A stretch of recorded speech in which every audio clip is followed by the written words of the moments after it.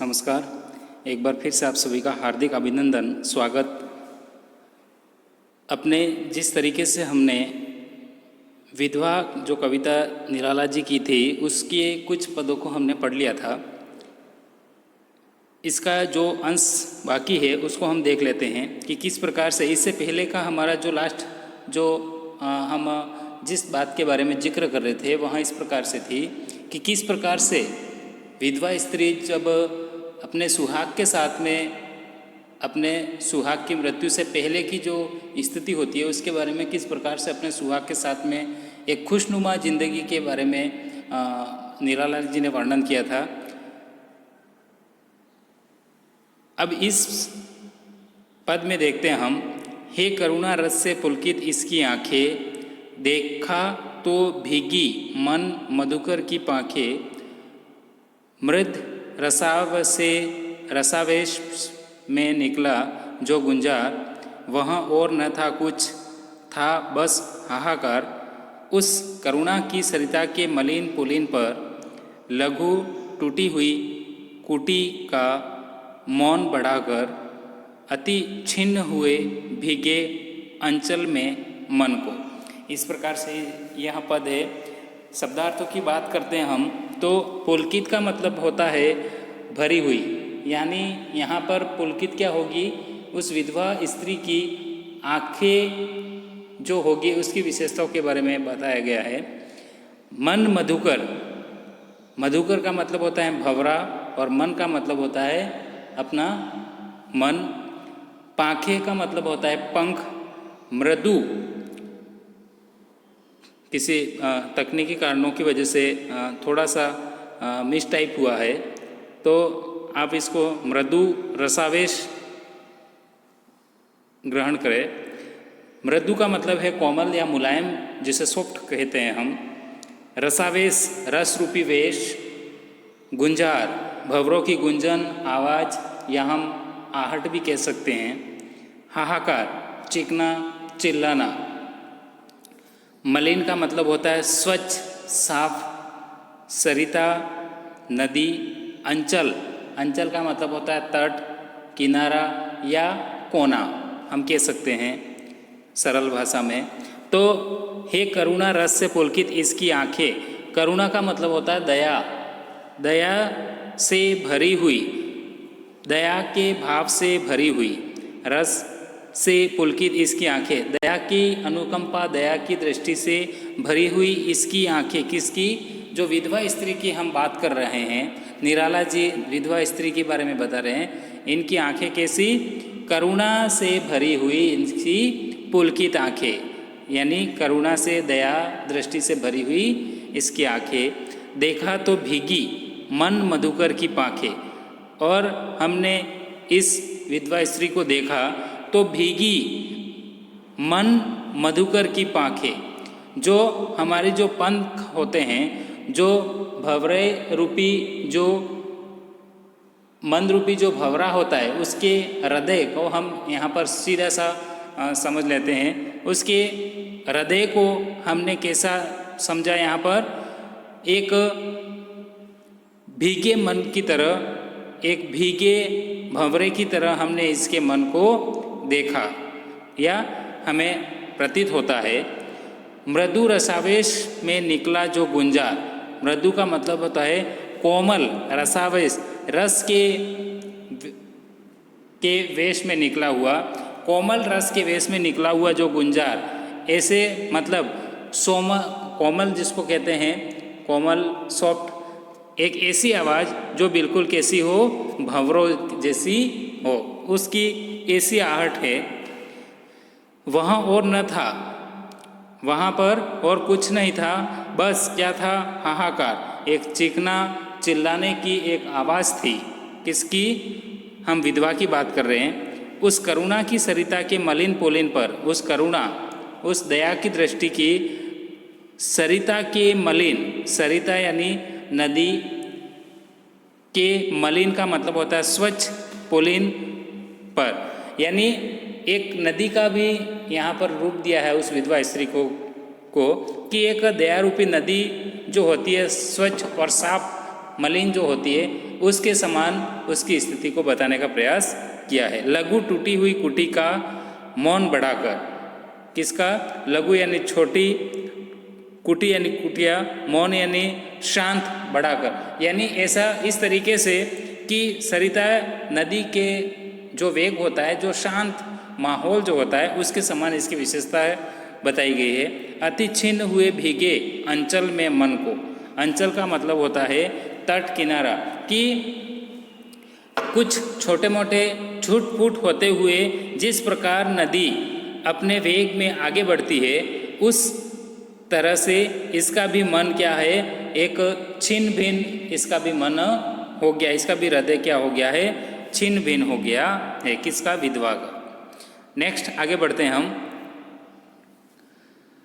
रूखे सूखे अधर त्रिस्त चितवन को वह दुनिया की नज़रों से दूर बचाकर रोती है अस्फुट स्वर में, दुख सुनता है आकाश धीर निश्चल शमीर, सरिता की लहरें भी ठहर ठहर कर।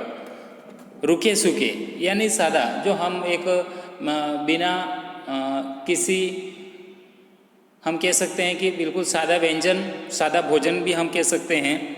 तो अधर, अधर यानी जो हमारे मुंह का जो निचला जो होठ होता है उसको हम अधर कहते हैं, या फिर हमारे शरीर का निचला जो भाग होता है उसको भी हम अधर कह सकते हैं।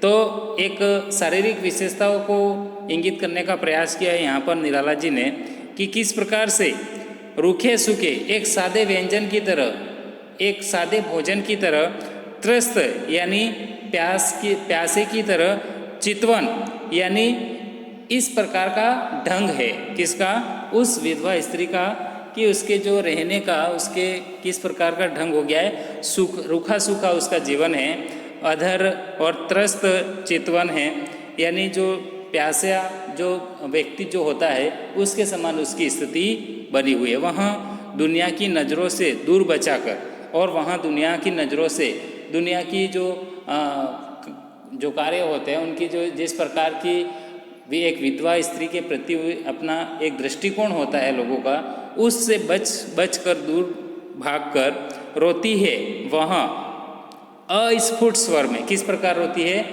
अस्फुट, अव्यक्त या अप्रकट, जिसे प्रकट नहीं किया जा सके, ऐसी आवाज़ में वह क्या करती है? अकेलेपन में रोती हुई प्रतीत होती है। कौन? विधवा स्त्री। दुख सुनता है आकाश धीर, दुख कौन सुनता है? आकाश। कौन सुनता है?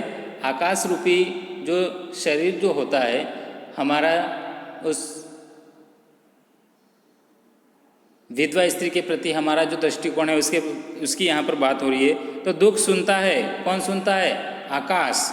आकाश यानी पूरा विश्व, पूरा जो संसार, पूरी जो दुनिया होती है, अपना आसपास का जो माहौल होता है, वह सब इस विधवा स्त्री के दुख के बारे में जानते हैं। निश्चल समीर, अटल वायु, अटल, निश्चल यानी अटल, और समीर का मतलब होता है हवा। तो और कौन कौन जानता है? समीर, हवा भी इसके दुख के बारे में भली भांति रूप से जानती है। सरिता की लहरें भी ठहर ठहर कर, और जो नदी की जो एक जो लहरें जो उठती है ऊपर पानी में, समुद्र में भी लहरें उठती है, तो वो लहरें भी ठहर ठहर कर आती है। उस प्रकार से उस विधवा स्त्री के जीवन में भी रुक रुक के ऐसी परेशानियों का जो जाल होता है वहाँ आता रहता है। आगे बढ़ते हैं हम। कौन उसको धीरज दे सके, दुख का भार कौन ले सके, यह दुख वह जिसका नहीं कुछ छोर है। देव अत्याचार कैसा घोर और कठोर है, क्या कभी पहुँचे किसी के अश्रु जल, या किया करते रहे सबको विकल। ओस कण सा पल्लवों से झर गया, जो अश्रु भारत का उसी से सर गया। यानी और हम बात करते हैं कि जिस प्रकार की पीड़ा में वहाँ स्त्री, विधवा स्त्री जब होती है, तो उसके दुख को समझने वाला इस जगत में कोई भी नहीं होता है। कौन उसको धीरज दे सके, कौन उसको ऐसी हिम्मत दे सके, ऐसी सांत्वना दे सके कि हम एक विधवा व्यक्ति को, विधवा स्त्री जो होती है उसको हम हमारे आसपास का जो माहौल होता है उससे बचने बचाने हेतु हम उसको एक प्रकार का एक हिम्मत देते हैं, एक साहस देते हैं। उस प्रकार का कोई इस संसार में कोई व्यक्ति है जो इसको ऐसी हिम्मत दे सके। निराला जी का कहना है यहाँ पर, दुख का भार कौन ले सके।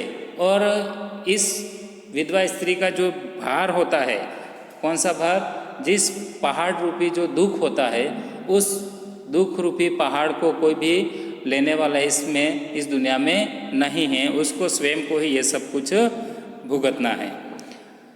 यहाँ दुख वहाँ जिसका नहीं कुछ छोर है। छोर का मतलब होता है किनारा, एक तरफ एक सिरा भी हम कह सकते हैं। यहाँ दुख वहाँ जिसका नहीं कुछ छोर है, जिसके पास में ऐसा दुख होता है उसका किसी भी प्रकार से उसको अपना किनारा नज़र नहीं आता है। इतना घोर अनर्थ होता है ये। देव अत्याचार कैसा घोर और कठोर है। देव, हे ईश्वर, ये कैसा अत्याचार है, ये कैसा पाप है, और ये इतना कठोर कैसे, ये इतना मजबूत और इतना कठोर, और ये ऐसा कैसा व्यवहार है, ऐसी कैसी दशा है ये। क्या कभी पोंछे किसी के अश्रुजल।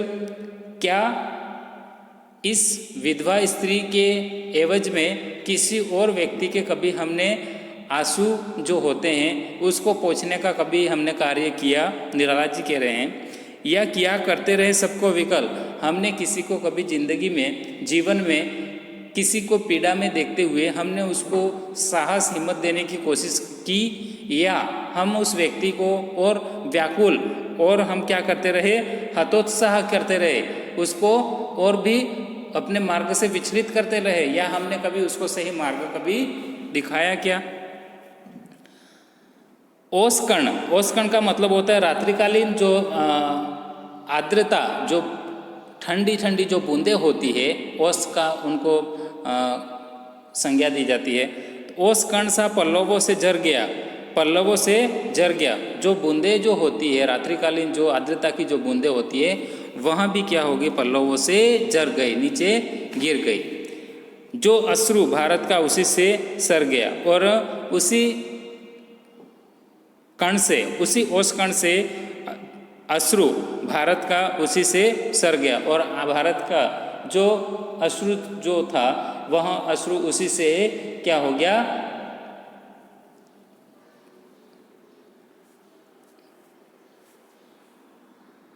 समाप्त हो जाता है यहाँ पर। इस प्रकार से हमारा जो विधवा कविता जो थी, हमने विधिवत रूप से इसका समापन कर लिया है।